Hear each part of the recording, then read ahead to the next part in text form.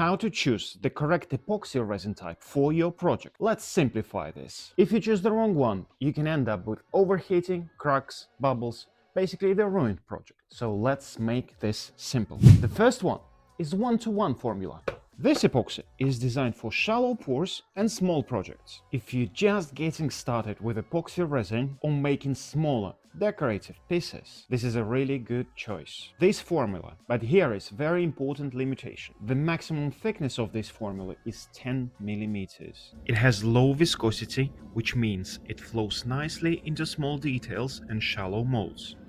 It's perfect for things like jewellery, small coasters, trays, small encapsulations, craft experiments. If you're just getting started with epoxy resin or making smaller decorative pieces, this is a really good choice. If your project is thicker than 10 millimeters, do not use this one. It's simply not designed for deep pores and it can overheat while curing. Next, we have tabletop epoxy. This one is completely different. Tabletop epoxy designed for flat coating surfaces. So if you want that beautiful glass-like finish on wood, artwork, countertops or resin pieces, this is a formula you should use. It's much thicker and that's actually a good thing because it stays where you put it instead of running everywhere.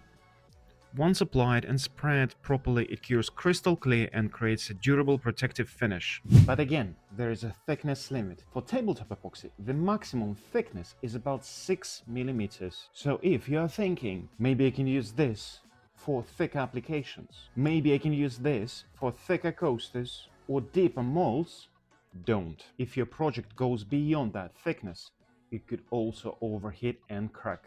And finally, my favorite, the deep pour epoxy. This is the epoxy I personally use the most in my workshop. If your project thicker than 10 mil, this is the one you should choose. Deep pour epoxy, specially designed to cure slowly, which allows the heat and the bubbles to escape safely during the curing process. This is extremely important because epoxy naturally creates the heat while curing. If you use fast curing epoxy like 1-to-1 formula or tabletop epoxy in a deep pour, the heat get trapped inside the resin, and when that happens, you risk overheating, yellowing, shrinking, cracking, simply ruined project. Deep pour epoxy avoid that problem. This formula can handle applications up to 50 millimeters in a single pour, depending on the project and environment. So, to make it really simple, for small shallow crafts, use 1-to-1 formula. For surface coating and flat coating, use tabletop epoxy. For anything thicker than 10 millimeters, go for deep pour epoxy. It's one of the most important parts of getting the professional results. And honestly,